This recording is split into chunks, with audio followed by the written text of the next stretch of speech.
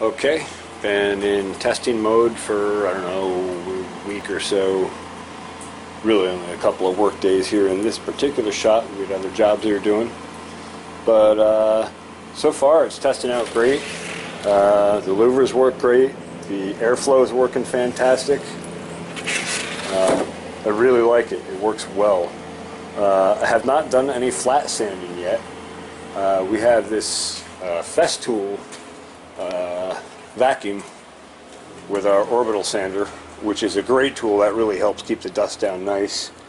And so that captures most of the dust coming off, but there is still some dust that comes off when we sand. And also for a pad and just to make a better surface for sanding on, we use these pieces of styrofoam. And I just brought this one in and dropped it in here. Man, doesn't that fit nice? Gives you a nice little air channel on the front of the downdraft table so that anything that spills off will get sucked right into the exhaust fan. And even if this wanders off this way, that little gap that I left back there will draw the dust off. So I'm going to try it out and see how it works, but I just thought I'd show a quick clip. And away we go.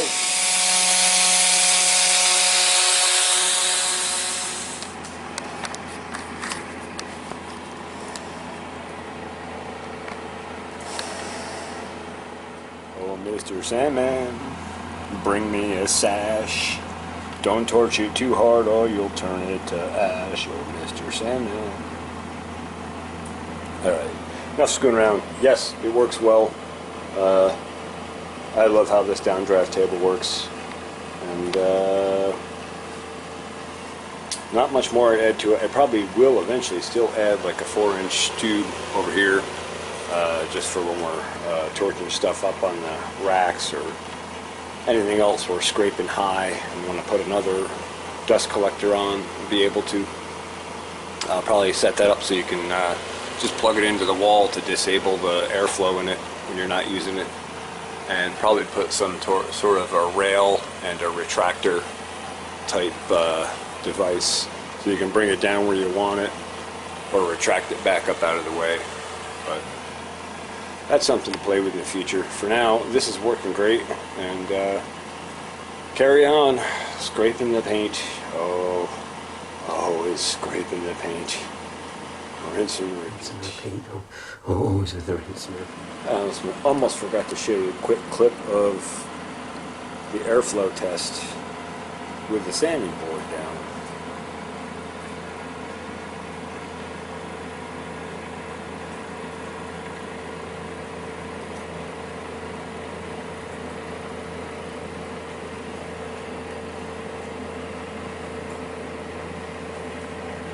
Way out there, it's pulling it right over.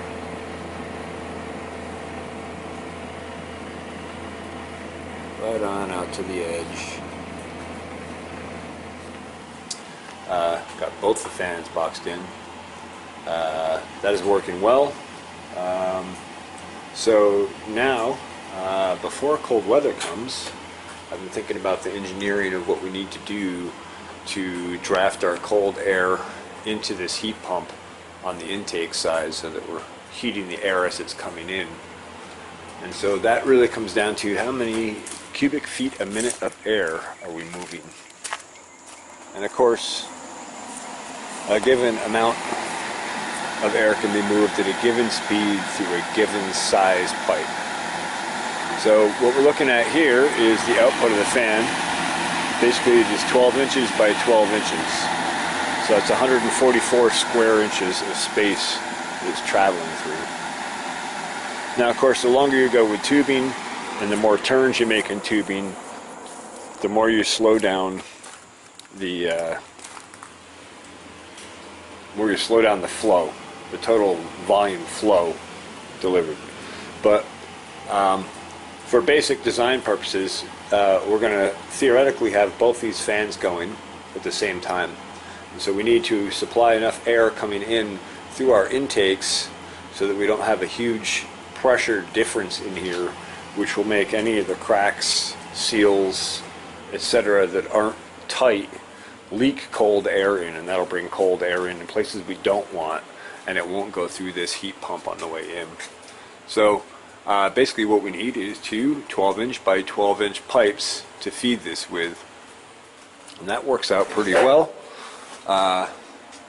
Basically we could build a 12-inch high by 24-inch wide box that comes out of the wall here from where the two beams are. I'll just show you the other side of this. So basically punch two 12 by 12 holes through there with a skill saw, and then build a box or a duct that comes through, goes up to the ceiling so it doesn't restrict ceiling height much, comes across and dumps down right onto the top side of this heat pump, which is the intake side. I'll just let you have a look there. So that's the intake side,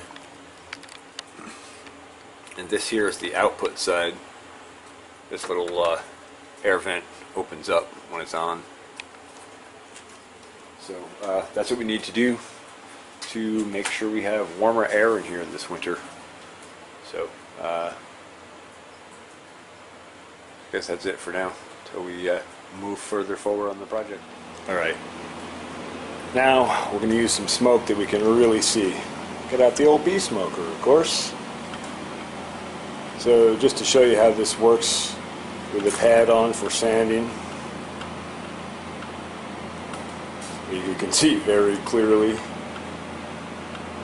where the air is flowing.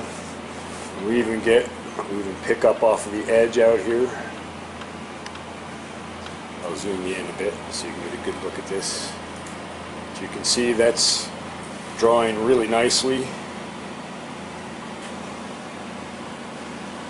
Alright, let's take a look at it with the louvers. Alright. You can see that even 6 or 8 inches above the table, it's still drawing that smoke down in. So what we want to see, there definitely is a little bit more air velocity in the middle of the channel.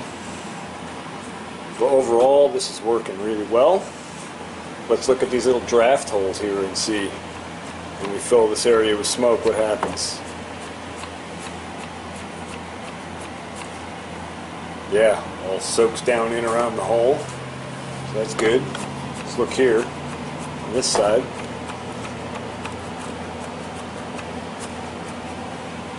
Same thing, pulling it right in. Alright, let's drop our front louver. You can see that velocity is down a lot in these front couple of slats and way up where the louver was blocking before. So basically what this is indicative of is that that airflow is going to go through the least restrictive point. Just like anything else that flows. The least amount of restriction will draw the most volume and have the lowest velocity. The more you restrict, the higher the velocity will climb. Alright, now let's close that one and open this one, which is a little more stubborn, but no problem. Yep, and you can see it's all going right toward the back of that. Here, let's look over top of the louver where there's sort of a dead zone. You can see it flows down around the front and the back, but if you distribute it evenly across that flat zone, that louver zone, it's all going forward to the front. So that's why we did the louvers like this, so we can control where the airflow happens. Alright, so that's working pretty well. Now, let's just have a look at the back of the table here quick. You can see I left some small gaps in here. I wanted them to be able, like when we sweep off tables or we dust something off, a lot of times that dust will drift back this way. And I wanted to make sure that it gets sucked down into the vent. So, let's just see how well does that work.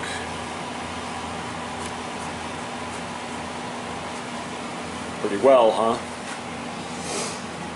Alright, so that's that table. And since we have a table over here that isn't done yet, and I'm not sure if we're going to do it, we'll compare airflow overnight. So here we are, Downdraft Table 2. Let's have a look at the flow around this table. I'm not going to move my partner's project here. He's got his tools and jig and all set up. But just to give you an idea, once again, where you're seeing that airflow, it's up in here, closest to the entry point to the fan. And that's where it's all, I mean, the velocity is like way, way, way higher in the front rather than in the back. Or in the back of the table rather than the front, I guess I should say. Same kind of thing here. Now look what happens here. There's no gap there, really, to speak of. And so that smoke is kind of accumulated in there instead of drafting out like on the other table. Let's have a look at the front of this quick. No louvers. Yeah, see what's happening here? See what's happening? That smoke is, instead of going down into the downdraft table, it's just hot enough that it's actually rising up. And that's what we're getting with our fumes when these tables aren't set up to draw better. So we'll see if my partner wants to upgrade his table or not. If he does, of course I'll be glad to do that, or he can. And he may have other ideas on how to do it. That's fine too. I'm certainly not opposed to ideas, or even yet, better ideas. I always like better ideas. Anyway, I just thought I would do a comparison and an actual flow test so you could see it. And I was realizing the cigarette smoke just really wasn't cutting it. And I said, hey, I have a bee smoker. That'd be great for flow testing. So that's it. Hope you found this interesting or informative. And next video along these lines will be the upgrades for the heating system. Thanks for watching the Pharmacy Seeds Network. Remember, keep your friends close and your farmers closer.